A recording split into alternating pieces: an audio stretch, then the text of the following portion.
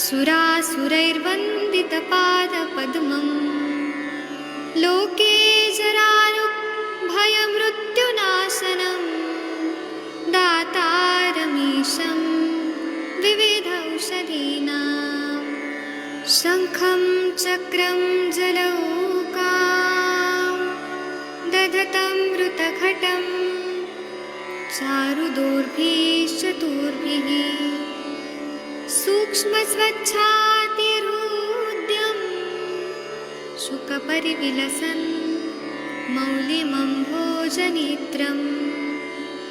कालाम्भोदोज्ज्वलाङ्गं कटितटविलसच्चारुपीताम्बराढ्यं वन्दे धन्वन्तरीतं निखिलगदवन् प्रौढदावाग्निलीलं प्रौढदावाग्निलीलं प्रौढदावाग्निलीलम्। प्रणाम सभी लोगों को। मैं वैद्य अरविंद पाठक आप सभी लोग का स्वागत करता हूं। सभी लोगों को कोटि प्रणाम करता हूं। आप सबके सब भारत के सर्वश्रेष्ठ चिकित्सक लोग हैं, सभी को मैं प्रणाम करता हूं। और आज हम लोग थायराइड ग्लैंड पे ही रिलेटेड हम बातें करने वाले हैं। जो हम लोगों ने अभी तक हाइपोथायरॉयडिज्म पे बात किया था। हाइपो वाले जो एक मिनट रुकिए, मैं अपने चेहरे को दिखाता हूँ, अपना वीडियो दिखाता हूँ। एक मिनट रुकिए। मैं सभी को प्रणाम करता हूँ। आप सबके सब भारत के सर्वश्रेष्ठ चिकित्सक लोग हैं, सभी को मैं प्रणाम करता हूँ। तो हम लोगों ने हाइपोथायरॉयडिज्म में देखा था कि वहां पे कभी कफज पांडु से उत्पन्न हुआ व्याधि है, फिर ज्वर से उत्पन्न व्याधि है, कभी पांडु रोग से कफज पांडु से उत्पन्न व्याधि है, आम दुष्टि है, रस दुष्टि है। उससे वो थायराइड के सिम्टम्स हमें दिखते हैं। ज्यादातर वहां पे संग मतलब स्त्रोतोरोध है स्त्रोतस में, और उसके वजह से हाइपोथायरॉयडिज्म हो रहा है। टीएसएच जो है थायराइड स्टिमुलेटिंग हार्मोन का सिक्रेशन ज्यादा हो रहा है, और T3 T4 जो है, जो tetra iodine thyronine tetra iodo thyronine है, उसका सिक्रेशन ज्यादा हो रहा है T4 का, या फिर T3 का भी सिक्रेशन ज्यादा हो रहा है। नहीं, उनका कम हो रहा है और टीएसएच का ज्यादा हो रहा है। तो उसको हम बोलते हैं हाइपोथायरॉयडिज्म। मतलब थायराइड हॉर्मोन है उनका सिक्रेशन कम हो रहा है और टीएसएच का सिक्रेशन ज्यादा हो रहा है। तो वहां पे कफ और वायु का प्रकोप ज्यादा हो रहा है। कफ और वायु के प्रकोप से क्या हो, वायु का ज्यादा प्रकोप होने से ऊपर से देखेंगे नीचे तक अगर, तो बाल जो रहते हैं वहां पे स्निग्धता कम हो जाता है। फिर वहां पे फिर वो क्या होता है कि स्काल्प में इन्फेक्शन वगैरह होने का चांसेस हो जाता है। मन जो है और हृदय है उसका थोड़ा वो कनेक्शन गड़बड़ाने से एजिटेशन होता है, चिड़चिड़ होता है, नींद नहीं आती है। फिर बहुत ज्यादा मानसिक बहुत ज्यादा प्रभाव पड़ता है। स्नेहांश की कमी हो जाती है हाइपोथायरॉयडिज्म में। कफ भी बढ़ा है और उसके वजह से वजन बढ़ रहा है बहुत ज्यादा, सूजन आ रही है, और मतलब ये सारी चीजें होती है और हर ऑर्गन पे उसका इफेक्ट होता है। जो अब हमने ये पढ़ा है कि ये एंडोक्राइन ग्लैंड का सिक्रीशन जो है, एंडोक्राइन ग्लैंड का सिक्रीशन कहाँ पे होता है, तो रक्त धातु पे होता है। और रक्तम जीवित स्थिति मतलब रक्त धातु में ही वो जो ग्लैंड के सिक्रीशन है वो अच्छे से नहीं हो पा रहे हैं, तो हम लोगों को हाइपोथायरॉयडिज्म ऐसे सिम्टम्स दिखने लगते हैं। और हम इसको जो मॉडर्न का जो भी टेक्निकल और टर्मिनोलॉजी है उसको तो हम देखते ही हैं, लेकिन हम आयुर्वेद के हिसाब से उसको ज्वर व्याधि से उत्पन्न व्याधि वो देखते हैं। अगर ज्वर से उत्पन्न है तो वहां पे हम आम पाचन करते हैं, ज्वरग्न दवाइयां देते हैं, लाइन ऑफ ट्रीटमेंट वो रहती है। अगर कफज शोथ है तो उसकी चिकित्सा करेंगे। अगर हमें कफज पांडु का है तो उसकी चिकित्सा करेंगे। व्याधि क्या है वो देख के फिर हम देखेंगे, तो फिर तब वो पेशेंट परमानेंट ठीक हो जाता है। अगर आप लोग सोचेंगे कि एलोपैथी के डॉक्टर जो दवाइयां देते हैं एल्ट्रॉक्सिन, फिर थायरोनॉर्म वगैरह जो देते हैं वो दवाइयां, उनसे तो पेशेंट को सिम्टोमेटिकली रिलीफ मिलता है, रिपोर्ट्स भी अच्छा आता है, लेकिन वो पेशेंट ठीक नहीं होता है। वो रिपोर्ट्स नॉर्मल आ रहे हैं। अब मैं एक एग्जांपल से बता रहा हूँ कि आप जहां पर भी रहते हैं और आप मेन रोड पे रहते हैं, वहां पे एक बहुत बड़ा गड्ढा है, और वहां पे कॉरपोरेशन वाले आए, म्युनिसिपल कॉरपोरेशन वाले आए, और उन्होंने आपको एक सर्टिफिकेट दे दिया कि एक ऐसा सर्टिफिकेट दिया कि आपका सब चीज ठीक है, आपका घर के आगे सब रोड बना हुआ है, सब कंक्रीट है, सब कुछ है। तो आप सबको दुनिया को दिखाएंगे कि मेरा तो घर के आगे सर्टिफिकेट मिल गया है, लेकिन वो सर्टिफिकेट में है, असली में तो गड्ढा है। वैसे ही रिपोर्ट्स अगर नॉर्मल आ रही है इसका मतलब ये नहीं है कि आपका शरीर स्वस्थ हो गया है, वहां पे कहीं ना कहीं स्त्रोतोरोध है, और उसके वजह से रुक्षता बढ़ रही है, और फिर स्निग्धता की कमी हो रही है, और वो मल्टीपल ऑर्गन्स पे उसका इफेक्ट हो रहा है, सिस्टम पे इफेक्ट हो रहा है, मेटाबॉलिज्म पे इफेक्ट हो रहा है, और व्याधि बढ़ रही है। तो डॉक्टर्स लोग क्या करते हैं, उनका रिपोर्ट्स नॉर्मल आ गया ना एंडोक्राइनोलॉजिस्ट का, अगर ज्वाइंट में पेन हो रहा है, घुटने दर्द हो रहे हैं, तो बोलेंगे ऑर्थोपेडिक के पास जाओ। अगर हार्ट का प्रॉब्लम हो रहा है, वो बोलेंगे पल्पिटेशन वगैरह हो रहा है, बोलेंगे कार्डियोलॉजिस्ट के पास जाओ। ब्रेन का कुछ हो रहा है तो न्यूरोलॉजिस्ट के पास जाओ। माइंड पे कुछ डिस्टर्ब है तो साइकेट्रिस्ट के पास जाओ। वो लोग ये नहीं देखेंगे जो हम लोग अप्रोच करते हैं, हम लोग यूनिवर्सल अप्रोच करते हैं, पूरा बॉडी का हम सिस्टम को देखते हैं। तो हमारा जो अप्रोच है वो ज्यादा सही है। और दूसरा बात है कि हाइपोथायरॉयडिज्म और हाइपरथायरॉयडिज्म अगर हम लोग देखेंगे, हाइपरथायरॉयडिज्म में थायराइड के जो T3 T4 है, इनका सिक्रीशन ज्यादा होने लगता है, और जो TSH है उसका सिक्रीशन कम होने लगता है। ये उल्टा होता है। तो हाइपो में पूरा सूजन उजन आएगा, सारे सिम्टम्स हमने जो 2 दिन में डिस्कस किया।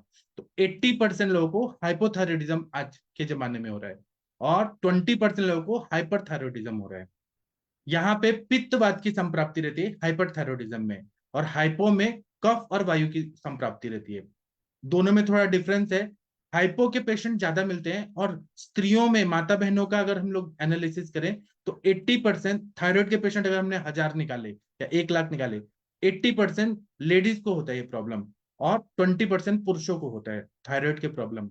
दूसरा, वहां पे स्कैंटी मेंसेस आ रहा है, इरेगुलर मेंसेस आ रहा है, वजाइनल ड्राइनेस हो रहा है, डिस्पेरिनिया हो रहा है, मतलब सेक्सुअली कर रहे हैं तो वो वजाइना ड्राई हो रहा है। क्यों? स्नेहांश की कमी है, स्त्रोतोरोध है, वायु का प्रकोप हो रहा है, और कफ, आम और रसव स्रोत में सब अवरोध है, अवरोधात्मक, इसलिए हाइपोथायरॉयडिज्म के रुक्षता वाला स्किन इतना पतला हो जाता है, वहां पे स्नेहांश की कमी हो जाती है। कोलेस्ट्रॉल जो है वो बढ़ा हुआ आता है, बैड कोलेस्ट्रॉल। क्यों? क्योंकि वो बैड कोलेस्ट्रॉल है ना, वो पच नहीं पा रहे, धात्वग्नि भी मंद है, और स्किन तक जो जाना चाहिए, पूरे बॉडी में जो स्नेहांश मिलना चाहिए वो मिल नहीं पा रहे हैं, तो कोलेस्ट्रॉल बढ़ा हुआ आता है। उसी तरह से अगर हम लोग देखें कि ये जो शरीर में हम लोग पंचकर्म कराते हैं, इसको हाइपोथायरॉयडिज्म को ठीक करने में पंचकर्म का क्या रोल है, मैं अभी हाइपरथायरॉयडिज्म पे बताऊंगा, लेकिन मैं अभी थोड़ा कॉमन कॉमन बातें बता रहा हूँ।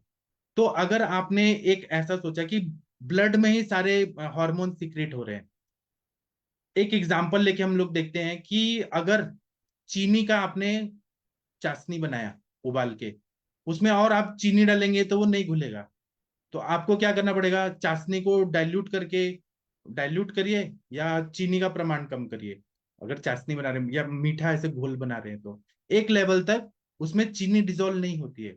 उसी तरह से जब हमको ब्लड को शुद्ध करना है, रक्त धातु को शुद्ध करना है, तो हमें चिकित्सा करनी पड़ती है, क्योंकि वो हार्मोन्स एक्स्ट्रा नहीं ले पा रहे, वहां पे संघ है, स्त्रोतोदुष्टि की वजह से, या सैचुरेशन लेवल बहुत ज्यादा हो गया है। इसलिए हम लोग पंचकर्म कराते हैं, वमन, विरेचन, बस्ती, नस्य, रक्तमोक्षण, ये सब कराते हैं।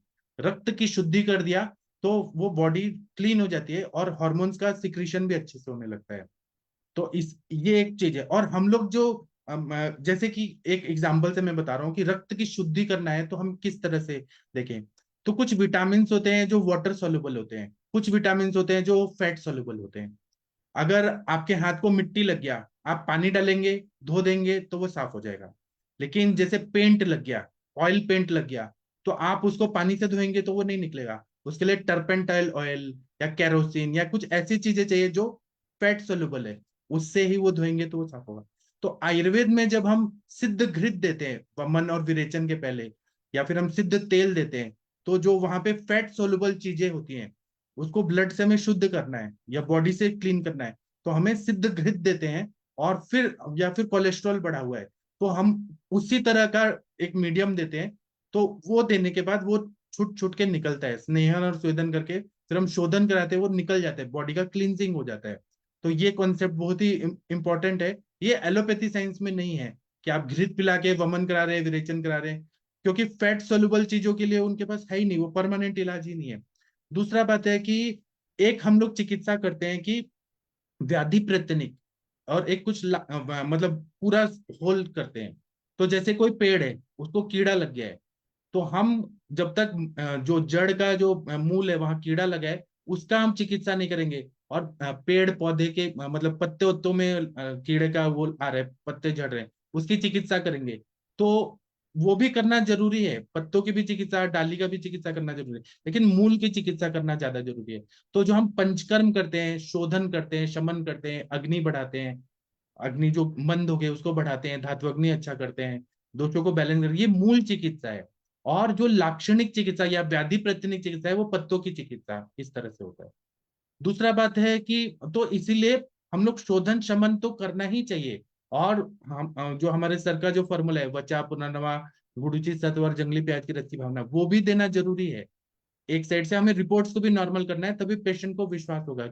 और पूरा व्याधि का शमन करना भी, कफज पांडु है तो वहां पे कफज पांडु की चिकित्सा करना पड़ेगा, कफज शोथ है तो कफज शोथ का चिकित्सा, ज्वर की संप्राप्ति से शुरू है तो ज्वर का, अगर रस दुष्टि है तो रस पाचक देना पड़ेगा, आम है तो आम का पचन करना पड़ेगा। मतलब चिकित्सा इस तरह से आयुर्वेद अप्रोच करता है। दूसरा बात है कि अगर हम बोलेंगे कि थायराइड पूरा ठीक हो गया, तो थायराइड ठीक होता है, लेकिन 1,000 में से 1,000 पेशेंट ठीक हो जाएंगे ऐसा कोई भी नहीं है। ये व्याधि है, इस संसार में आदि व्याधि तो रहेगा ही रहेगा, लेकिन हम अच्छा रिजल्ट दे देते हैं, पेशेंट को फायदा होता है। अब ये क्यों 100% सब लोग नहीं ठीक हो सकते इस दुनिया में, ये भी सवाल है। तो पेशेंट का आहार विहार ये कैसा है? अगर पेशेंट को हमने ठीक कर दिया, रिपोर्ट नॉर्मल कर दिया, लक्षण अच्छा कर दिया, और पेशेंट रात रात भर रील्स देख रहा है, फेसबुक देख रहा है, अति मैथुन कर रहा है, वेग धारण कर रहा है, चिंता कर रहा है, और जितना चिंता करेगा रस दुष्टि होगा, रसवाहिनी दुष्यंती चिंत्या दति चिंतनात्, तो वो तो हेतु रहेगा। दिन में सो रहा है, लेट उठ रहा है, वेगों का धारण कर रहा है, ये सब तो रहेगा। तो हम ऐसा क्लेम कभी नहीं करना चाहिए कि हम 100% सारे दुनिया के सारे थायराइड के पेशेंट ठीक कर देंगे। हम रिजल्ट देंगे, हम उतना एश्योरिटी देंगे, लेकिन कोई गारंटी मांगेगा क्या पूरा? तो पेशेंट भी तो गारंटी नहीं दे सकता है ना, वो मिर्ची मसाला तो खाएगा ही, उसको जहाँ पे चटपटा चीजें मिलेंगी, बाहर का जंक फूड मिलेगा वो खाएगा ही। तो वो खाने से शरीर में स्त्रोतोरोध हो रहा है, अग्नि मंदता हो रहा है, उसका वो कंसिडर नहीं करते हैं, लेकिन डॉक्टर से अपेक्षा करते हैं कि आप पूरा ठीक कर दीजिए। तो ये भी हमें प्रैक्टिकल चीजें पेशेंट को बतानी पड़ती है कि जितना आप परहेज पालेंगे उतना आपको फायदा होगा। परहेज बंद किया, उल्टा पुल्टा खाएंगे, तो फिर से ये प्रॉब्लम आ जाएगा, थायराइड का जो रिपोर्ट्स है उसमें गड़बड़ा सकते हैं। दूसरा बात है कि ये जो T3 T4 जो है, जो थायराइड का जो सारा प्रोसेस है वो आयोडीन से बनता है। तो ये थायराइड का बीमारी आज भारत में क्यों बढ़ रहा है, इसका कारण क्या है? तो हमारे खाने में बहुत ज्यादा फ्लोरीन और क्लोरीन ये ज्यादा प्रमाण में बढ़ रहा है, और वो क्या करता है, आयोडीन को रिप्लेस करता है। फ्लोरीन जो रहता है हमारे टूथपेस्ट में रहता है, तो आपने देखा होगा छोटे बच्चे जो है टूथपेस्ट लगा के और वो ब्रश करते हैं, थोड़ा खा भी जाते हैं, तो फ्लोरीन तो जा ही रहा है, तो आयोडीन को रिप्लेस करता है, तो वो जेनेटिकली वो आयोडीन को रिप्लेस करने की वजह से थायराइड का प्रॉब्लम बढ़ रहा है।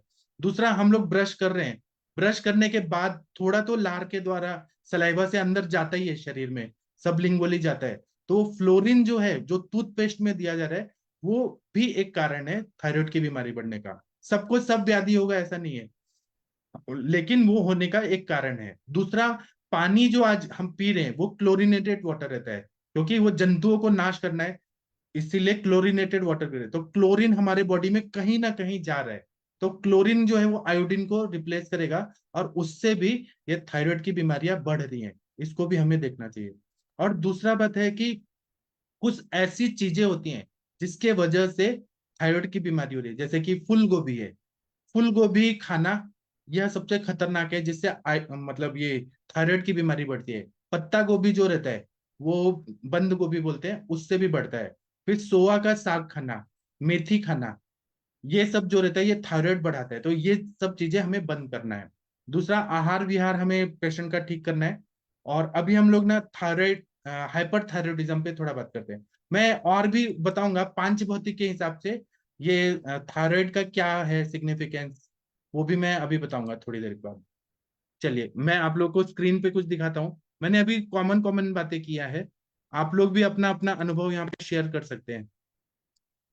अभी हम लोगों ने हाइपोथायराइडिज्म पे 2 दिन से बात किया है, अब हम हाइपरथायराइडिज्म इस पे हम चर्चा करने वाले हैं, जहां पे T3 और T4 जो थायराइड के हॉर्मोन्स हैं उनका सिक्रीशन बहुत ज्यादा हो रहा है, वो अब शरीर में अति प्रवृत्ति हो रही है, उतना चाहिए नहीं लेकिन वो ज्यादा प्रवृत्ति हो रही है, तो फिर वो हाइपर थायराइड सिम्टम्स दिखने लगते हैं। और वो पित्त मतलब मेटाबॉलिज्म को फास्ट कर देता है। जैसे अग्नि ज्यादा बढ़ गया, आप लोगों ने देखा होगा यूरोपियन कंट्रीज में आग लग जाती है जंगलों में, वैसे शरीर में अग्नि ज्यादा प्रदीप्त हो गया, अति प्रवृत्ति हो रही है हर चीज का, और टीएसएच लेवल कम हो गया है। तो इसको बोलते हैं हाइपरथायरॉयडिज्म, ओवर एक्टिव थायराइड, ये जो बोलते हैं। तो इसमें क्या होता है कि थायराइड ग्लैंड जो है वो एक्सेसिव अमाउंट में जो non protein bonded circulating thyroid hormone है, जो थायरोइडो थायरोनिन या थायरोक्सिन है, उनको सिक्रीट करता है। T3 और T4 का ज्यादा सिक्रीशन होने लगता है। और इसी में ग्रेव्स डिजीज करके एक आता है, जिसमें आंखें देखिए वो कैसी, एक बच्ची की कैसे दिख रही है, इसमें बल्जिंग ऑफ आईज ऐसे दिख रही है।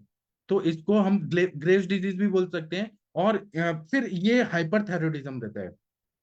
पेशेंट का हार्ट रेट बढ़ गया है, क्योंकि हर चीज उसका बढ़ गया है, पित्त का प्रकोप हो रहा है यहाँ पे बहुत ज्यादा। तो थायराइड जो जितना चाहिए उससे ज्यादा सिक्रेट हो रहा है थायराइड के हार्मोन्स, तो उसकी वजह से हार्ट रेट बढ़ जाएगा, इरेगुलर हार्ट रेट होंगे, ब्लड प्रेशर भी बढ़ जाएगा, नॉर्मल से ज्यादा रहेगा। पेशेंट का हर चय अपचय क्रिया में अपचय की क्रिया ज्यादा बढ़ गई है, तो पेशेंट वेट लॉस करेगा। अगर वो खाना ज्यादा भी खा रहे हैं, जैसे भस्मक रोग जो होता है, क्षारधर्मिता जो है वो ज्यादा बढ़ गई, भस्मक रोग, वैसे ही पेशेंट खा रहे हैं लेकिन उसका वेट लॉस होगा, उसको पसीना बहुत ज्यादा आएगा। पित्तंतु स्वेद रखते हो, पित्त बढ़ गया है तो वो स्वेद में रहता है और रक्त में रहता है, तो यहाँ पे रक्त की तो दुष्टि हो ही रही है, और यहाँ पे स्वेदन ज्यादा हो रहा है, पेशेंट को पसीना बहुत आ रहा है, और इसकी वजह से वायु के भी लक्षण आ रहे हैं, तो हैंड ट्रेमर्स हो रहे हैं, ग्वाइटर हो जाता है, वेट लॉस होता है, नर्वसनेस होता है, पल्स रेट बढ़ जाता है, डायरिया होता है, मतलब अतिसार होता है, इंसोम्निया, रात रात भर, क्योंकि पित्त बढ़ा हुआ है, वायु बढ़ा हुआ है। उसी तरह से आंखें जो रहती है वो बाहर की तरफ आ जाती है, वहां पे अक्षि व्यूहन ऐसे शब्द बताया है। ये क्यों होता है ये मैं अभी बताऊंगा। आयुर्वेद के हिसाब से यहाँ पे स्त्रोतो दृष्टि जो होती है, अति प्रवृत्ति, संगोवा, शरणम, ग्रंथोपिवा, विमार्गनम चेति, स्त्रोतसम दृष्टि लक्षण, चार चीजें बताई हैं स्त्रोतस दृष्टि के। तो अति प्रवृत्ति हो रही है यहाँ पे, तो वो हाइपर एक्टिविटी होता है, ऑर्गन का ज्यादा हाइपर एक्टिविटी हो रहा है, नॉर्मल से ज्यादा हो रहा है, इसके वजह से हाइपरथायरॉयडिज्म ये होने लगता है। जितना ये अग्नि ज्यादा बढ़ रहा है, अनावश्यक अग्नि बढ़ रहा है, वो धातु अग्नि को भी बढ़ाएगा, भूताग्नि को भी बढ़ाएगा। अब ज्यादा वो चीजें हो रही है, सार्किटिक विभाजन बहुत फास्ट फास्ट हो रहा है, उससे क्या होगा बॉडी में, तो यहाँ पे धातुओं का क्षय होने लगता है। जो हम बोलते हैं ना कि अग्नि जो है वह पहले खुद बढ़ जाती है, अन्न का पचन करती है, उसके बाद धातुओं को खाने लगती है। तो यहाँ पे अग्नि इतनी ज्यादा प्रदीप्त हो गई है, धातु अग्नि इतनी प्रदीप्त है, भूताग्नि इतनी प्रदीप्त है, इसके वजह से जो थायराइड हार्मोन सिक्रेट हो रहे हैं, उसके वजह से क्या हो रहा है कि धातुओं का क्षय हो रहा है, धातुओं को खा रही है वो अग्नि, जैसे जंगल में आग लगे वैसा हो रहा है। तो यहाँ पे हमें चिकित्सा अगर देना है तो मधुर रस, स्निग्ध रस, गुरु रस, मंद चीजें, मंद गुणात्मक चीजें, और स्थैर्य जो देती हैं, और पोषण करने वाला, और थोड़ा शीत द्रव्यों का प्रयोग करना चाहिए, तभी ये अग्नि को हम शांत करके ऐसी प्रॉब्लम में हम काम कर सकते हैं। मैं आदरणीय अरविंद सक्सेना सर से चाहूंगा कि आप हाइपरथायरॉयडिज्म पे कुछ बताइए सर, आपका अनुभव, डॉक्टर अरविंद सर। सर बहुत ही बढ़िया और बहुत इलेवेटिव लेक्चर आप ले रहे हो सर, और ये बिल्कुल सही बात है। जब भी अति प्रवृत्ति होगी दोषों में तो क्षय होगा, धातुओं का क्षय होगा, और धातुओं का क्षय होगा तो फिर जो भी रक्त अनवर्स, अगर हम धातुओं को क्षय वृद्धि को अगर लेते हुए चलें तो कई चीजें निकल के आती हैं। जैसे आपका रस अगर क्षय हो रहा है या रक्त क्षय हो रहा है तो रस क्षय में जैसे होता है, रसे रोक्षम शमो शोषो ग्लानि शब्द अशोषण होता।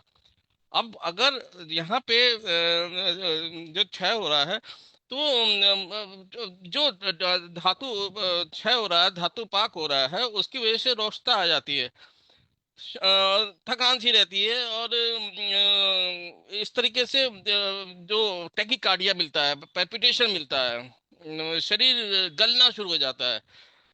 और मांस के लिए भी ऐसे ही बोला गया है कि मांस क्षय में भी ग्लानी, मांस से अक्षय ग्लानी, ग्लांड और गंड स्पिक शुष्कता, मतलब पूरे शरीर में जो है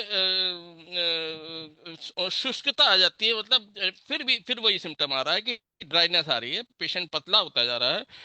और संधि वेदना जो बोला गया है इसमें, तो पेशेंट को पेन होता ही होता है, इंद्रियों की दुर्बलता होती है, निरुत्साह हो जाता है।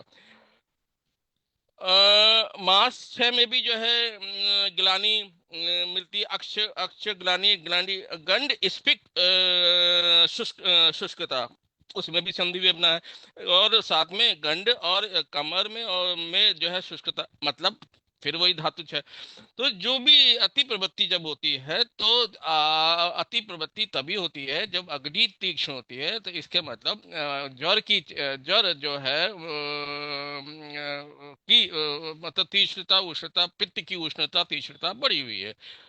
जो उल्टा था वहां पे हाइपोथायराइड में, यहाँ पे पित्त की उष्णता तीव्रता बढ़ी हुई है, तो वो अपना पित्त की वजह से अग्नि की तीव्रता की वजह से धातु क्षय हो रहा है।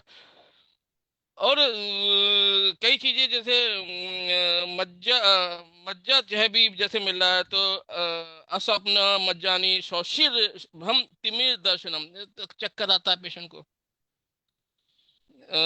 सूखना शुरू हो जाता है, मज्जानी शौशिर भ्रम, चक्कर आता है, सतिमिर दर्शनम, अंधेरा आने शुरू हो जाता है। और जब जब भी पित्त बढ़ेगा तो या हाइपरथायराइडिज्म होगी या अग्नि पीड़ित होगी या धातु क्षय होगा, तो क्या होगा, अस्थि के तोड़ शुरू हो जाता है। सदनम, सदनम बोला गया है कि शरीर पूरा थका हुआ सा होता है। केश लोक नखादि प्रवर्तनम, ये केश लोक आदि केश रोम नख आदि जो है ये निकलने शुरू हो जाते हैं, गिरने शुरू हो जाते हैं। ये भी क्षय, धातु क्षय है। तो धातु क्षय, शरीर दुबला पतला, जब शरीर में रस और जो अनवरस धातुएं कम होती हैं तो हृदय को पे बहुत ज्यादा लोड आता है, क्योंकि वो, और आज के मॉडर्न के कंसेप्ट में अगर सोचें तो अलग से उससे प्रेशर आता है, तो टेकिकार्डिया मिलेगा। बिल्कुल आपने सही बोला कि क्षार धर्मिता बढ़ती जाती है, स्वेदन होना शुरू हो जाता है, पसीना आना शुरू हो जाता है, वात के भी सिम्टम आते हैं, ट्रिमर्स है, पल्स रेट है, बिल्कुल सही है, कंप पारुष्य शौशिर ये सब वात के पीछे होते हैं।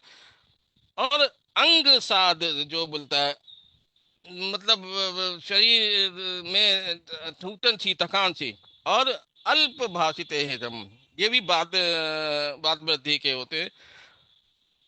शरीर निद्रा, मतलब अल्प पित्त में, अगर जैसे पित्त वृद्धि में, पित्त वृद्धि और क्षय को अगर लेके चले तो शीतम प्रवाह हानि, मतलब शरीर बिल्कुल ऐसे निस्तेज सा हो जाता है और नींद डिस्टर्ब हो जाती है, वो भी एक धातु क्षय का लक्षण है। और कई चीजें, मतलब आप एक एक स्रोतस पे अगर उतरे, एक एक स्रोतो मूल पे उतरे, तो हर एक के सिम्टम पेशेंट में सर आते हैं। Right sir, thank you.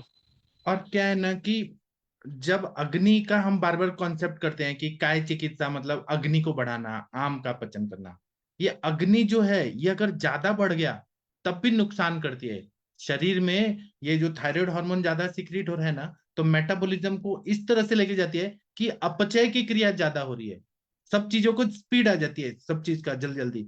अब वो जो बोला है धातु ही धातु आहार है, मतलब धातु ही धातु का आहार बन जाता है। यहाँ पे अग्नि भूताग्नि लेवल से धात्वग्नि लेवल से ज्यादा बढ़ जा रही है, वो धातु को ही खा रही है, इसीलिए वहां पे क्षयात्मक संप्राप्ति हो रही है। जैसे वेट लॉस हो रहा है, इंक्रीज एपेटाइट, बहुत भूख लग रही है, पेशेंट बार बार खा रहा है, बार बार खा रहा है, और वो खाने के बाद पच जा रहा है और वेट लॉस हो रहा है। मेरे पास एक पेशेंट ऐसी आई थी उनको मैंने भस्मक रोग डायग्नोज किया था, लेकिन उनको हाइपरथायराइडिज्म था। तो वो पेशेंट ऐसी आई थी कि एक दिन में 70 चपाती खा जाती थी, उनके हस्बैंड बनाते रहते थे, खिलाते रहते थे, और वेट लॉस हो रहा है, जो खा रही है वो डायरिया की तरफ निकल रहा है, शरीर को नहीं लग रहा है लेकिन खा भी रही है, इंक्रीज एपेटाइट, बॉडी टेम्परेचर भी उनका इंक्रीज हुआ था, हीट इंटॉलरेंस, क्योंकि पित्त और वायु बढ़ा हुआ है यहाँ पे। वहां पे हाइपोथायराइडिज्म में क्या था, कफ और वायु, बिना वायु के कोई बीमारी नहीं होती, यहाँ पे वायु जो है वो पित्त को और एग्रीवेट कर रहा है। जैसे आग को भड़का रहे, वायु जो है वही भड़का रहा है। तो हीट इंटॉलरेंस, गर्मी बर्दाश्त नहीं होती है। और सेंसिटिविटी टू हीट, हीट से और ज्यादा तकलीफ होती है। अब यहाँ पे हार्ट रेट भी बहुत ज्यादा बढ़ गया है, तो इसीलिए टैकीकार्डिया हो रहा है। अब जितना चाहिए हार्ट रेट उससे ज्यादा बढ़ गया है, पल्पिटेशन हो रहा है, अरिथमिया हो रहा है, फिर हाइपरटेंशन, बीपी हाई हो रहा है, डायरिया हो रहा है, खाना खा रहे हैं पच नहीं, जल्दी जल्दी पच के और डायरिया की तरह वो निकल रहा है, एंग्जाइटी हो रहा है, व्याकुलता बहुत ज्यादा बढ़ रही है, नर्वसनेस आ रहा है, मज्जा धातु की जो अग्नि है वो मज्जा अग्नि बहुत ज्यादा बढ़ गई है, बहुत ज्यादा। वहां पे विकृति आ रही है, रुक्षता आ रही है, तो नर्वसनेस आएगा, चिड़चिड़ापन आएगा, क्रोधात पित्तम, क्रोध बहुत ज्यादा होगा और पित्त बढ़ा हुआ है, नींद नहीं आएगी रात रात भर पित्त और वायु की वजह से, ट्रेमर्स आएंगे, पसीना आएगा, हेयर ग्रोथ फाइन रहेगा, बाल बढ़ेंगे, सॉफ्ट हेयर रहेंगे, और नेल ग्रोथ बहुत जल्दी जल्दी नाखून भी बढ़ते रहेंगे। तो इसीलिए हमारे सर के फॉर्मूला बुक में आप देखिए थायराइड फॉर्मूला जो दिया है, बच्चा पुनर्नवा गुरुजी सतो जंगली प्याज के रस की भावना, उसके साथ में जो हाइपरथायरॉइडिज्म के सिम्टम होते हैं, तो सर ने विदारी फिर वरधारा ऐसी ब्रिहण करने वाली दवाइयां उसके साथ में ऐड किए हैं, आप देखिएगा सर के फॉर्मूला बुक में। मैं और बताऊंगा, मैं चाहता हूँ अनुरिता मैडम आप कुछ बोलना चाहेंगी, या वीणा मैडम आप कुछ बोलना चाहेंगी इस पे, हाइपरथायरॉइडिज्म पे आपका क्या विचार है, क्या मत है? बोलिए बोलिए, अनुरिता मैम आप कुछ बोलना चाहेंगी? मनीषा मैडम आपने ऐसे पेशेंट देखे हैं यहाँ पे T3 T4 लेवल बढ़ा हुआ है, TSH कम है, तो आपका क्या विचार है?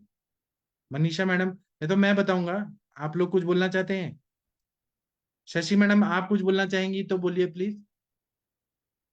डॉक्टर शशि मैडम, यहाँ पे G twenty sir, good evening percent sir. Twenty thyroid के परसेंट ही पेशेंट मिलते हैं, हाइपो के ज्यादा मिलेंगे, कफ वातात्मक, पित्त वात के कम मिलेंगे। हाँ बोलिए मैम। हाँ सर, मैं वही कह रही थी कि जो भी इसके पेशेंट्स होते हैं मेजोरिटी, अगर जैसे नॉर्मली होता है, किसी और को बोलना है क्या? नहीं आप ही बोलिए। अच्छा, तो नॉर्मली जैसे कई बार बच्चों को भी आजकल खासकर टीन एज की बच्चियों को इस तरह की प्रॉब्लम आ रही है, उसमें अगर थायरोनॉम मतलब उनका ज्यादा दिन नहीं चला रहता तो बहुत जल्दी रिकवर हो जाता है और बहुत सिंपल मेडिकेशन से भी हो जाते हैं। हालांकि गृहिणी चिकित्सा या कह सकते हैं पाचन विकृति को ठीक हमें करना ही पड़ता है, पेशेंट की और भी चीजें बदलनी पड़ती हैं। जो बच्चे बहुत ज्यादा मोटे होते हैं मॉडर्न के हिसाब से अगर मैं बात करूं तो उनको ट्रीट वो जल्दी हो जाते हैं और उनके अंदर प्रॉब्लम भी कम आती है। लेकिन जो बहुत पतले होते हैं, क्रिस मरीज होते हैं थायराइड के पेशेंट्स को, जो उनका अपना सिस्टम है, तो उसमें क्रिस मरीज को टाइम होता है, मतलब ठीक होने में टाइम लगता है। दूसरी बात है कि मेनली सोचोगे तो स्ट्रेस वाला हेतु आजकल जंक फूड और स्ट्रेस, दो चीज तो है। ये लाइफस्टाइल तो अच्छी खासी कर ही रखी है, मतलब तीनों ऑफर है और तीनों को मतलब निदान परिवर्जन वाला कंसेप्ट भी करना पड़ता है, मेडिसिन भी चलानी पड़ती है सर। जैसे आपने बोला सर का फॉर्मूला है, या जो भी कफवात संप्राप्ति अगर रहती है तो हमें कफवात संप्राप्ति को अधिकतर भंग करना पड़ता है। और संप्राप्ति ऊपर से तो कई बार भंग हुई दिखती है, जैसे पेशेंट में साइन सिम्टम नजर आ जाते हैं, लेकिन वो अंदर से पूरी तरीके से नहीं होती है। तो यही वजह थी कि पुराने जमाने के जो वैद्य थे, जो अच्छे वैद्य थे, मैं उनकी बात कर रही हूँ, वो थोड़ा लंबा चिकित्सा करते थे किसी भी चीज की, क्योंकि निदान भी पेशेंट्स कुछ टाइम बाद जैसे उसको लगता है ना रिपोर्ट नॉर्मल आ गई, तो उसके बाद वो मनमानी करना शुरू करता है, खाने पीने का, सोने बैठने का, सारी चीजों का करना शुरू करता है। तो उनकी ऐसे लोगों की जैसे मॉडर्न वाले भी करते हैं कि बहुत सारी बीमारियों में कई बार महीने 2-2 महीने पर फॉलो अप लेते हैं, कई बार साल भर बाद भी बोलते हैं कि साल भर में एक बार दिखाना है। जैसे आईज ओइज में भी अगर कुछ प्रॉब्लम रहेगी, आप ठीक ठाक हो तो बोलेंगे नेक्स्ट ईयर, वो नेक्स्ट ईयर मतलब 1 साल की अपॉइंटमेंट देते हैं, लेकिन उसको कोई काउंट नहीं करता। तो ऐसे हमारे यहाँ भी एक बार हमारा थायराइड लेवल नॉर्मल है, पेशेंट का साइन सिम्टम में कमी आ गई, तो भी हमें उनको रखना चाहिए कुछ कुछ दवाओं पर, और उनकी क्लोज मॉनिटरिंग मतलब मंथली हो रही है या 6 मंथली हो रही, इस तरीके से करते रहते हैं तो चीजें ठीक हो जाती हैं। जी सर, थैंक यू सर। हाँ तो मैं ये बताना चाह रहा हूँ कि यहाँ पे हमें पित्त का शमन करने वाली चिकित्सा दी, मतलब पित्त की उष्णता तीक्ष्णता बढ़ी है, क्षार धर्मता बढ़ी है, वहां पे अम्ल धर्मता बढ़ी है, मतलब वहां पे कफ वाली चीजें बढ़ी हुई है। पित्त तो वहां पर भी है यहाँ पर भी है, लेकिन वहां पे अम्ल धर्मता बढ़ती है, यहाँ पे क्षार धर्मता बढ़ती है। यहाँ पे अग्नि बहुत ज्यादा बढ़ा है, तो वो पित्त की उष्णता तीक्ष्णता को बैलेंस करना है हमें, धातु अग्नि की भी उष्णता तीक्ष्णता को बैलेंस करना है, भूताग्नि की भी उष्णता तीक्ष्णता को बैलेंस करना है। इसीलिए हम लोग मधुर रस के दवाई देंगे, स्निग्ध द्रव्य देंगे, और वात और पित्त की चिकित्सा करेंगे, तभी ये फायदा होगा। तो इसके लिए बहुत सारी चीजें हैं, दीपन पाचन करना है तो हमें यहाँ पे मधुर शतावरी भी दे दिया ना, तो शतावरी भी यहाँ पे अग्नि को अच्छा कर देती है। वो मधुर रस होती है, कषाय तिक्त रस होती है। तो वो क्या करती है कि अग्नि को बैलेंस कर देती है। अग्नि फिर वहां पे तो शतावरी, मधुर रस का शतावरी दे सकते हैं। तो और द्राक्षा दे सकते हैं, विदारी दे सकते हैं, मनुका दे सकते हैं। कुछ काढ़े वड़े हैं, जैसे विदारी आदि कषाय देने से फायदा होता है। उसी तरह से द्राक्षादि कषाय देने से होता है, मृद्विकादि कषाय, और फिर ब्राह्मी द्राक्षादि कषाय देने से फायदा होता है। फिर यहाँ पे हमें ब्रीहण करना है, धातु अग्नि को अच्छा करके, मतलब वो बैलेंस हो गई है, ब्रीहण करना है तो अजामास रसायन, ब्रीहण और रस का वर्धन करने वाला अजामास रसायन होता है। विदार्यादि लेहम, कुष्मांड रसायनम, द्राक्षादि लेहम, सब ब्रीहण करने वाले द्रव्य हैं और पित्त का शमन करने वाले। कल्याणक घृतम, च्यवनप्राश अवलेह, फिर उसके बाद में अष्टादश कुष्मांड घृतम, विदार्यादि घृतम, कल्याणक घृतम, क्योंकि माइंड पे भी काम करना है, मन को, एंग्जाइटी डिसऑर्डर है, नर्वसनेस, उसको काम करना है, तो ये ब्रीहण करता है मन का। महाकल्याणक घृतम, धात्री विदारी कम घृतम, जीवनीय घृतम, जीवनीय जो द्रव्य हैं, जीवक, ऋष्वक, मेधा, महामेधा, काकुली, शीर काकुली, मधुपर्णी, माशपर्णी, जीवंती, अष्टि मधु, ये पित्त का शमन करते हैं, पित्त की उष्णता तीक्ष्णता को बैलेंस करते हैं, रक्त धातु को अच्छा करते हैं, इसलिए जीवनीय घृत देना है। धात्र्यादि घृतम, आंवला से बना हुआ घृत देना है। शतावरी घृतम देना है। उसके बाद में रजत भस्म जो है वो शीत वीर्यात्मक भस्म होता है, धातुओं को मतलब बल देता है, धातु पाक को रोक देता है, इसलिए रौप्य भस्म देना है। प्रवाल पिष्टि देना है। और पंचकर्म करना बहुत जरूरी होता है, तो विरेचन करना सबसे जरूरी होता है, और शिरोधारा करके माइंड को बैलेंस करना है, तक्र धारा करना है, तो बहुत अच्छा फायदा होता है। मृदु विरेचन करना है तो हमें त्रिवित लेहम देना पड़ता है। और मतलब यहाँ पे हमें रुक्ष तेज भी बढ़ा हुआ है, रुक्षता भी बढ़ी है, तेज भी बढ़ा हुआ है। तो जैसे जीर्ण ज्वर की चिकित्सा होती है, जिसमें हम शीरपाक कल्पनाएं देते हैं, और तिक्त रसात्मक जो चरक संहिता में बोला है, जैसे बलादि घृत, वासकादि घृत, और मतलब ऐसे घृत देना है जो, या शीर कल्पना देनी है जो पित्त का शमन करे। तिक्त रसात्मक द्रव्यों का सिद्ध घृत देना है, तो पित्त और वायु का शमन करे।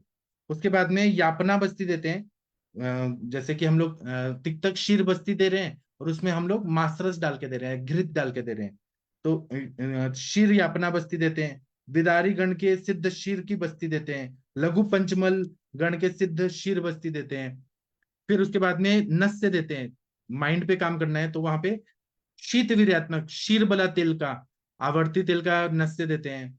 फिर घृत का मंड देते हैं, घृत के ऊपर का जो लेयर होता है घी का, वो देते हैं, तो वो शीत वीर्यात्मक होता है, और घृत खुद ही संस्कारानुवर्ती होता है और शीत हो जाता है, वो देते हैं हम लोग, और अग्नि को भी बैलेंस कर देता है। फिर शीर वाला तेल का अभ्यंग, नारायण तेल का अभ्यंग बस्ती, वाताशनी तेल, सहचरादि तेल, ये सब का हम बस्ती देते हैं, तो हाइपरथायरॉइडिज्म ठीक होता है। केवल हम एल्ट्रोक्सिन या थायरोक्सिन ऐसे कुछ देके, वो देके हम केवल रिपोर्ट्स नॉर्मल नहीं करना है, हमें पूरे सिस्टम में स्नेहन भी करना है, पित्त का शमन करना है, वात का शमन करना है। उसी तरह से बलाशतावरी साधित शीर पाक देते हैं, यष्टि मधु साधित शीर पाक देते हैं। और हम लोग क्या करते हैं, स्नेह धारा कराते हैं, पूरे शरीर पे स्नेह धारा जो होता है, आप लोगों ने केरलीय पद्धति में देखा होगा कि वो लोग पूरा पिजिचिल क्रिया करते हैं, तेल को लगा ऐसे गिराते जाते हैं और फिर मसाज करते जा रहे हैं। तो शीर बला तेल है, यष्टि मधु तेल है, नारायण तेल है, इसकी स्नेह धारा पूरे बॉडी में करना है। फिर शीर धारा करना है, जैसे बला मूल का हम शीर पाक बनाए और उसकी धारा गिरानी है पूरे बॉडी पे धीरे धीरे। अश्वगंधा और बला का शीर धारा कराना है। यष्टि मधु की शीर धारा करना है। मतलब पित्त जो है, पित्तम तो स्वेद रखते हो, स्वेद वाहिनियों तक वो जाके पित्त का प्रकोप होकर बहुत पसीना आ रहा है, इसलिए ये धारा करने से वो पित्त का शमन होता है और पेशेंट को बहुत रिलैक्स हो जाता है। चलिए, आप लोग कुछ बताना चाहें बता सकते हैं, आप सब भारत के सर्वश्रेष्ठ चिकित्सक लोग हैं। पित्त शामक चिकित्सा यहाँ पे ज्यादा करनी है। और हाँ, अरविंद सर आप बोलिए सर। हाँ सर, देखिए जब भी पित्त की शमन करना होता है तो पित्त का दो तरीके से शमन होता है। पित्त का शोधन शमन होता है, और पित्त का जो है अ, एक शोधन होता है, एक शमन, वहीं पे शमन करना है, शोधन करना है, एक शमन करना है। तो जब पित्त को सोच के चलते हैं तो भागवत में बहुत बढ़िया श्लोक आया, दूर्वा अनंता नीम बासा आत्मगुप्ता गुंद्रा बीरू शीत पाखी प्रियंगू। मतलब इसमें उन्होंने सब कुछ दे दिया।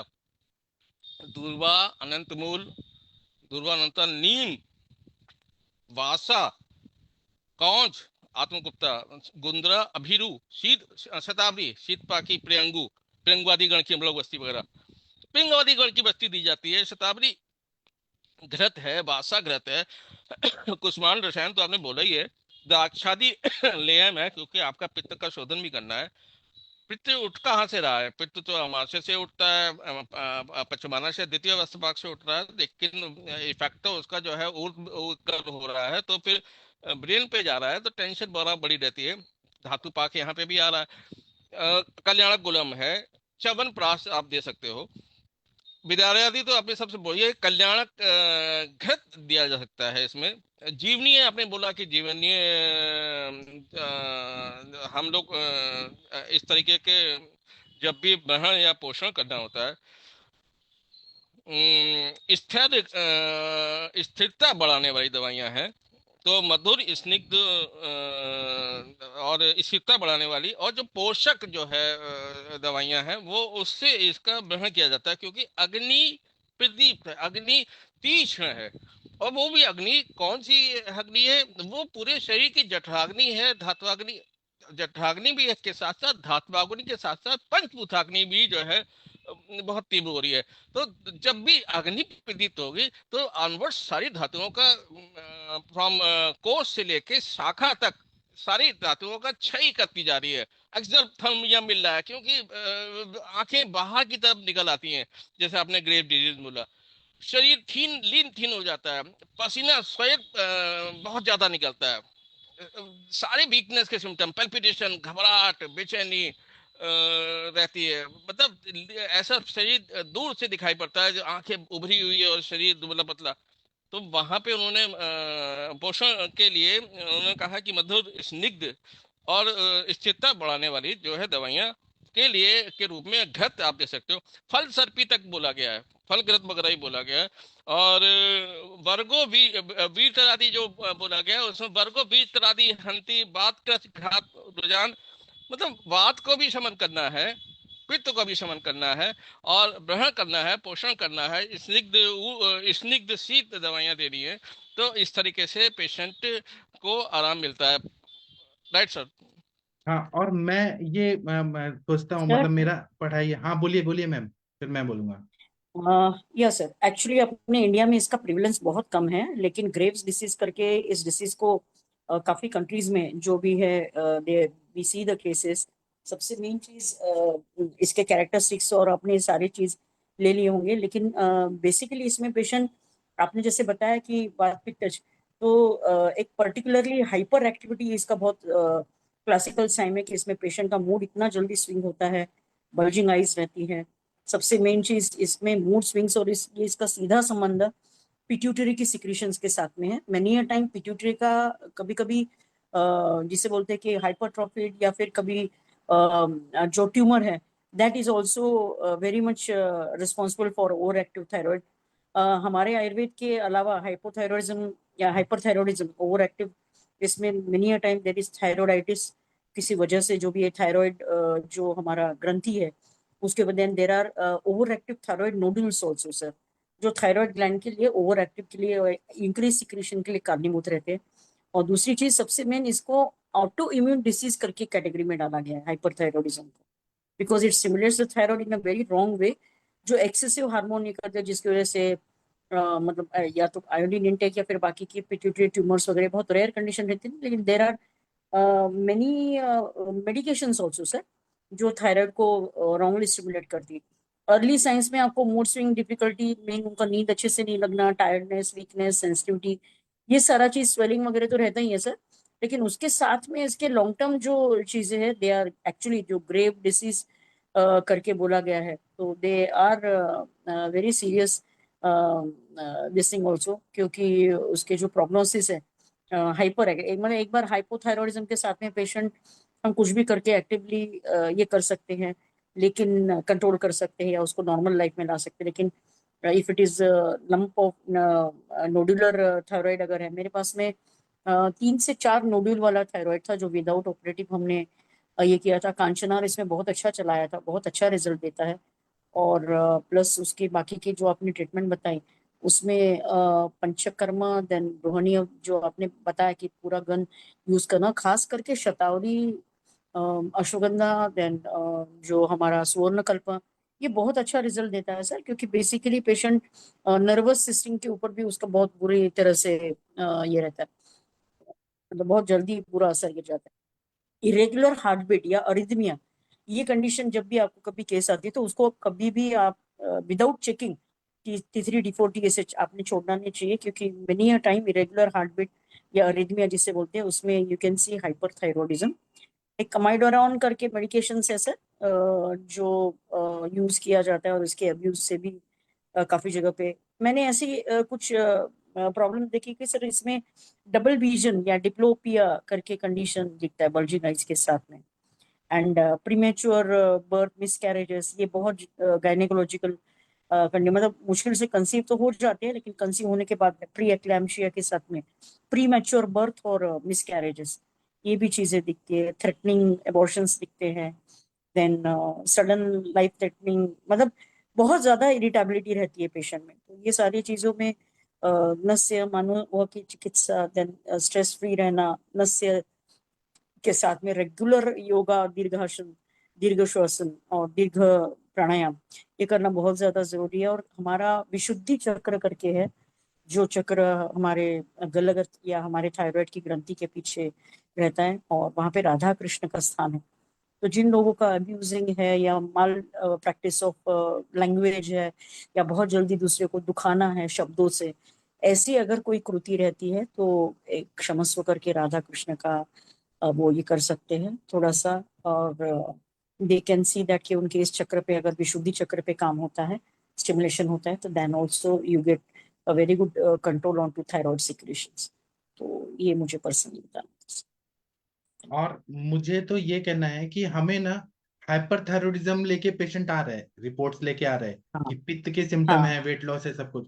हमें आयुर्वेद के हाँ, हिसाब से पहले तो देखना है कि वो क्या वो पित्त वातज ज्वर है क्या, वात पित्त ज्वर है, दाह है हाँ उसको, शीत पित्त है, रक्त पित्त है, विसर्प है, वातरक्त जैसी संप्राप्ति है क्या, उसको गलगंड जो बताया ग्रंथि अर्बुद गलगंड, उस तरफ संप्राप्ति जा रही है क्या, उसको चिकन पॉक्स, मिजल्स, ये मसूरी का, शीतला और रोमांतिका हुआ है क्या पहले कभी, मतलब हीट हाँ वाली हाँ हाँ, बीमारियां हुई है क्या, वो हमें देखना है। बराबर। एंटीबायोटिक्स का कितना यूज हुआ है जिससे पित्त बढ़ा हुआ है। ओवर अब्यूज ऑफ एंटीबायोटिक और स्टीरॉइड सर, ये बहुत जल्दी कन्वर्ट करता है ये हाँ सारी चीजों में, रक्तगत दृष्टि पित्त हाँ, की। विसर्प हुआ है क्या, और विधि शोणितीय अध्याय जो है हमारा चरक संहिता का, वो इतना अच्छा है। हम्म उसमें रक्त दुष्टिकर सारे हेतु बताए हैं कि ये साग खाने से रक्त दुष्टि होती है, फिर सरसों का तेल बहुत ज्यादा खाने से, उष्ण प्रदेशों में खाने से रक्त की दुष्टि हो रही है। वो सब चीजें करके उसमें विधि शोणितीय अध्याय में क्या बताया, विरेचन, पहले उपवास, फिर विरेचन, रक्त मोक्षण और रक्त पित्त की चिकित्सा, ये सब हम करेंगे तो ये बहुत अच्छा फायदा होता है। और भस्मक रोग के सिम्टम आ रहे हैं इसमें सपोज, तो भस्मक अग्नि को चिकित्सा जो बताइए ग्रहणी चिकित्सा में, चरक चिकित्सा स्थान 15वां चैप्टर ग्रहणी चिकित्सा में भस्मक रोग की भी चिकित्सा हमें करनी पड़ती है। फिर मज्जा धातु को अच्छा करने की, वो साधक पित्त को अच्छा करना है, उसकी चिकित्सा करनी पड़ती है। ये सब ऐसे कॉम्बिनेशन में हम जब करते हैं तभी पेशेंट को परमानेंट ऐसे रिलीफ मिलता है। तो और हाँ, एक और रह गया, तृष्णा रोग की भी चिकित्सा करनी पड़ती है।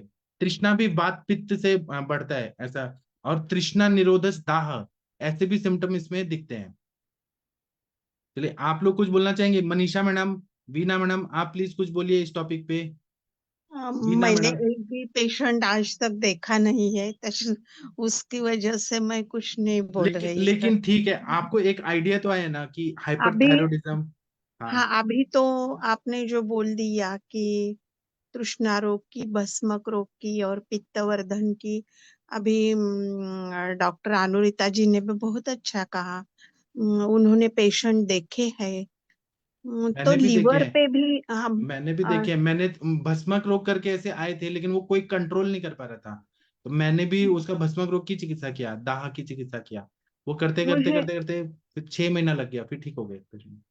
एक शंका है कि T3 तो लीवर में तैयार होता है, नहीं, तो लीवर थायराइड हार्मोन है ना, थायराइड से थायराइड ग्लैंड से मगर सिक्रेट। T4 थायराइड हार्मोन वहां पे तैयार होता है, और मगर T3 लिवर में तैयार होता है। तो लिवर में कुछ ट्रीटमेंट हमें करनी चाहिए ना वहां पे। वो तो हमें करनी है, लेकिन अनुरिता मैम T3 T4 कहाँ हाँ सीक्रेट होते हैं? हाँ, TSH हाइपोथैलेमस में तैयार होता है, हाँ लीवर में मिले। पिट्यूटरी में। हाँ हाँ हाँ जी, अनुरिता जी बोलिए। हाँ अनुरिता मैम आप बताइए, TSH वहाँ हाइपोथैलेमस पिट्यूटरी से वो पूरा पाथवे से आता है, T3 हाँ, T4 तो थायराइड ग्लैंड से होता है ना सीक्रेट। मेरे ख्याल से T4 ये TSH को थायराइड स्टिमुलेटिंग हार्मोन ही बोलते हैं, और वो नहीं सब नहीं, हाँ थायराइड स्टिमुलेटिंग थोड़ा गड़बड़ हो रहा है आपका। थायराइड हाँ, स्टिमुलेटिंग हार्मोन अलग होता है, वो हाइपोथैलेमस से सीक्रेट होता है। वो TSH है, हाँ वो TSH है। हाँ वो और मगर TSH है। T4 T3 को T4 को स्टिमुलेट करने के लिए TSH ब्रेन से वो सीक्रेट होता है हाइपोथैलेमस से, लेकिन वो हाँ, ग्लैंड T3 T4 को सीक्रेट करता है, आयोडीन के वो रहते हैं कंपाउंड। मैंने जो पढ़ा है वो T3 में लिवर में रिलीज होता है। आप एक बार उसका वो फोटो करके भेजिए, लीवर में कहाँ होता है वो, थोड़ा कंफ्यूजन दूर अच्छा, हो। हाँ।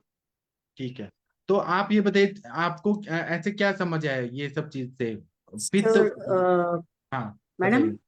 हाँ आपने जो अनुमान लगाया है या जो भी कुछ पढ़ा है, तो वहाँ पे जो प्राइमरी हमारा थायरोक्सिन हार्मोन है, जिसे हाँ, T4 हार्मोन बोला जाता है। मेरी आवाज आ रही है? क्योंकि मैं आ रही है आ बहुत रही ज्यादा है। बात आ रही। आ रही है। हाँ, तो इसके एक्टिव फॉर्म, इनएक्टिव फॉर्म, इसके प्रोडक्शन एरियाज कहीं पे है। सबसे मैंने हाँ कल भी मैंने ये बताया था कि पिट्यूटरी ग्लैंड जो भी है वो TRH हार्मोन मतलब थायराइड रेगुलेटिंग हार्मोन, ये हाँ, सिक्रीट करने वाली ग्लैंड है। ये जो करेक्ट भी TSH को ब्लड स्ट्रीम में लाने के लिए इसको रिलीज होना पड़ता है, करेक्ट, मतलब रिस्पॉन्स टू TRH हमारा TSH रहता है।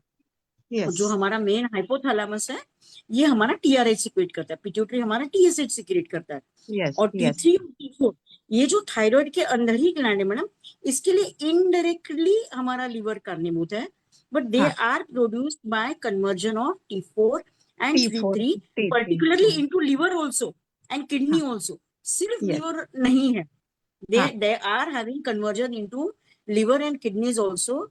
लेकिन ये कुछ लोगों की मान्यताएं हैं, मेनी ऑफ द पीपल। और ये मुझे मेरे बाद में कोई और बंदा सुना मैंने, वो है आप, कि जिसने लिवर का इन्वॉल्वमेंट किया। क्या होता है यस मैम, इसका फिजियोलॉजी मैंने बहुत स्टडी करने का कोशिश किया, क्योंकि मैं पर्टिकुलरली मैं बहुत ग्रेव हाइपोथायराइडिज्म की पेशेंट थी। तो इसकी हाँ वजह से मतलब थायरोनिन मुझे लेना नहीं था, और बहुत हेवी मेरा T3 T4 था। तो इसकी सिक्रीशंस लिवर की और किडनी की इसमें मेटाबॉलिज्म में कुछ पोर्शन दिया गया, लेकिन काफी लोग नहीं मानते।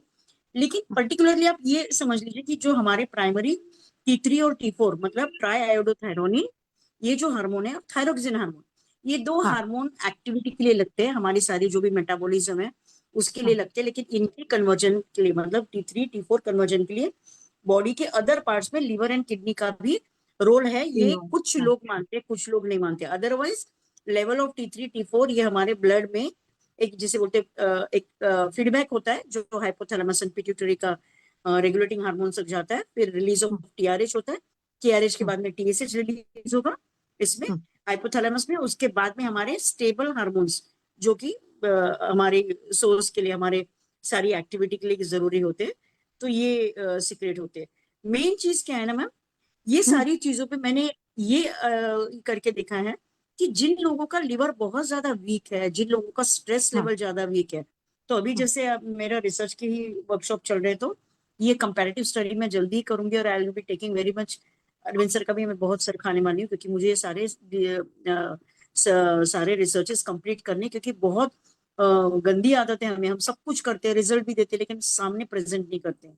तो यहाँ पे जो कॉम्प्लेक्स फीडबैक लूप है, ये T3 T4 TRH and TSH का है। बट यहाँ पे hypothalamus releasing thyrotropin releasing hormone, जो पिट्यूटरी ग्लैंड से ट्रिगर, मतलब your pituitary gland triggers, and उसके बाद में रिलीज होता है। रिलीज के बाद में T3 T4 बनते हैं। रिलेशनशिप यहाँ पे T3, कुछ लोगों को लगता है T3 T4 से high levels of T3 T4 and decrease in TSH from hmm, anterior pituitary जो है, यस जबकि low level of T3 T4 जो है T3 एंड हाँ T4 ये हाँ इंक्रीज इन टीएसएच रिलीज करता है। तो ये थोड़ा सा एक बार मैकेनिज्म अपन है ना सर ने, क्योंकि व्याधि आयुर्वेद के हिसाब से समझना थायराइड के लिए इतना जरूरी मैडम, क्योंकि बहुत कॉमन पेशेंट्स जो भी है वो नजर आ रहे हैं आजकल। एंड सोनली थायराइड ग्लैंड 80% सिक्रेट करता है, मतलब 100 mcg पर डे। लेकिन इसके अलावा there is production into other body this metabolism also, लेकिन उसमें किडनी और लिवर दोनों का भी इन्वॉल्वमेंट है, लेकिन ये सब लोग नहीं मानते हैं। They are present in all our tissue, और इस पे मॉडर्न वाले लोगों ने टॉपिक छोड़ दिया है। मेरे लिए इतना जरूरी है कि अगर वहां पे रक्त धात्वाग्नि का मूल स्थान मतलब यकृत और प्लीहा में से यकृत अगर इन्वॉल्व है, या फिर जो हमारी संप्राप्ति जैसे वातज संप्राप्ति अगर कफज के साथ में जाती है तो हाइपोथायरॉइडिज्म आपको मिलेगा, और अगर हाइपर थायरॉइडिज्म है तो वहां पे पित्त वातज है, तो वहां पे वात का involvement is of course leading to the mandagni and hyper activity. ये दोनों चीज हमें लगाना पड़ेगा। लेकिन अदरवाइज मेरे अलावा मैंने फर्स्ट टाइम किसी को लीवर बोलते सुना है थायराइड में, बट या देर इज इन्वॉल्वमेंट ऑफ 80% हमारा जो रेगुलर वाला है हाइपोथैलेमस पिट्यूटरी वाला axis and T3 T4 production into thyroid gland है, लेकिन liver and kidney is also involved in their. Okay, और एक बात ऐसी है कि हाइपोथैलेमस तो शरीर में जो 50 से भी ज्यादा शायद होंगे हाँ जी, हाँ जी, हार्मोन बहुत जो तैयार इंपॉर्टेंट होते ग्लैंड है हैं उसके ऊपर कंट्रोल तो हाइपोथैलेमस का ही है ना, तो लीवर हाइपोथैलेमस का होगा।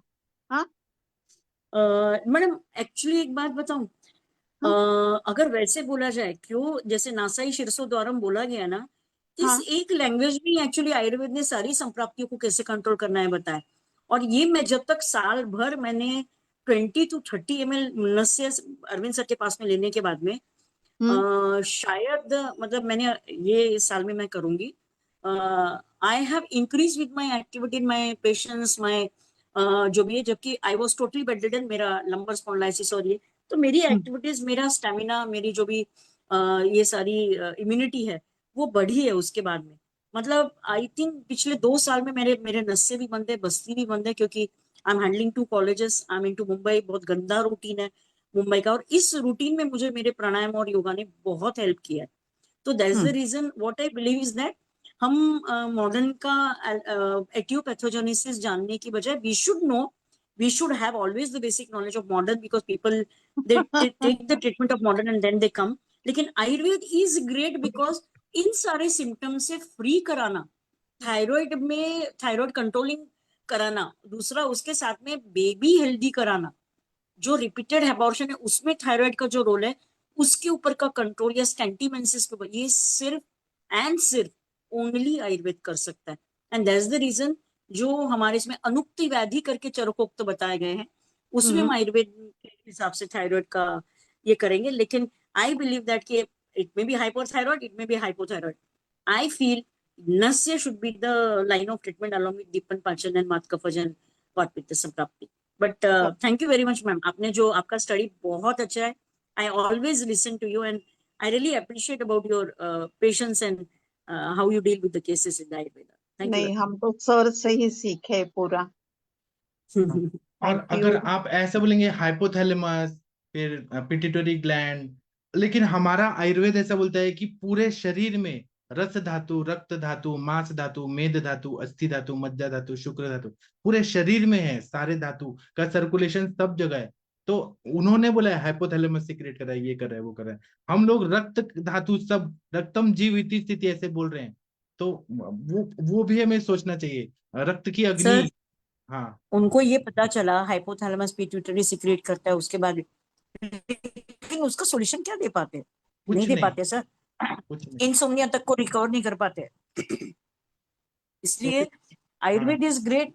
मैं मॉडर्न को बिल्कुल भी, मैं मॉडर्न की प्रैक्टिस करके ही यहाँ पे आई हूँ, लेकिन आयुर्वेद इसलिए शाश्वत है क्योंकि वो रूट कॉज पे जाके ट्रीटमेंट करता है। और हमारे सर ये बोलते हैं कि आप मॉडर्न का पूरा पढ़ाई करिए, उसके बाद में यूनानी पढ़िए, नेचुरोपैथी पढ़िए, आयुर्वेद पढ़िए, होम्योपैथी पढ़िए, सब पढ़िए, लेकिन आयुर्वेद हमारी माँ है, तो माँ से तो कोई दूर नहीं जा सकता, हमें तो आयुर्वेद प्यारा है। लेकिन आपको नॉलेज सब चीज का होना चाहिए, हर चीज मालूम होना चाहिए, ऐसा है। चलिए मनीषा मैडम का एक बार सुन लेते हैं। मनीषा मैडम जी, आप कुछ बोलना चाहेंगी? प्रियंका यादव मैडम, आप कुछ बोलना चाहेंगी? जी नमस्ते सर, नमस्ते सभी को।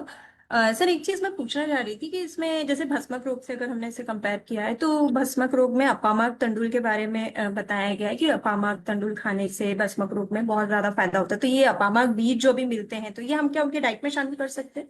हाँ, उसका क्योंकि खीर मेरे बना पास के एक पेशेंट है। हाँ हाँ। खाने जी। में, खीर में दे सकते हैं जब बहुत भूख लग रही है।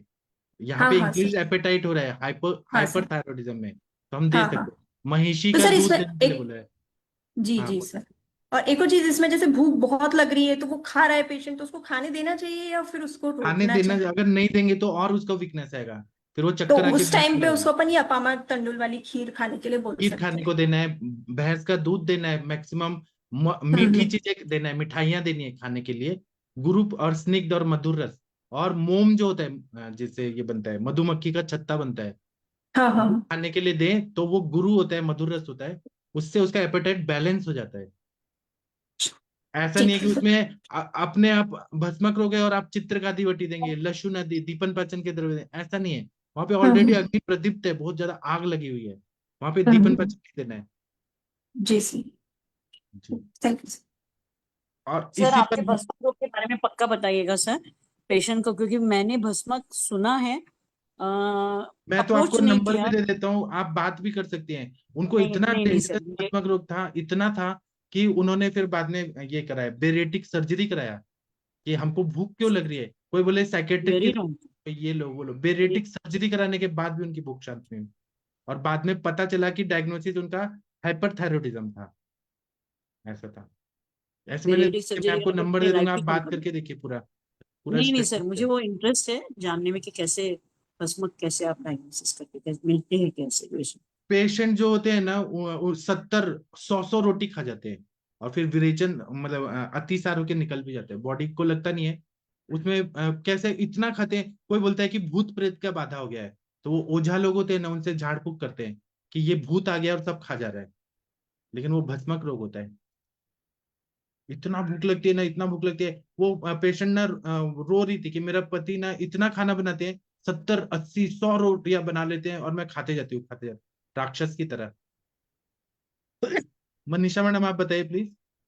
जी प्रणाम सर। बहुत अच्छा लगा और मैं थोड़ा बिजी थी, सब सुन रही थी। Thank you Anurita ma'am. और आप इस पे जरूर काम करिए मैम।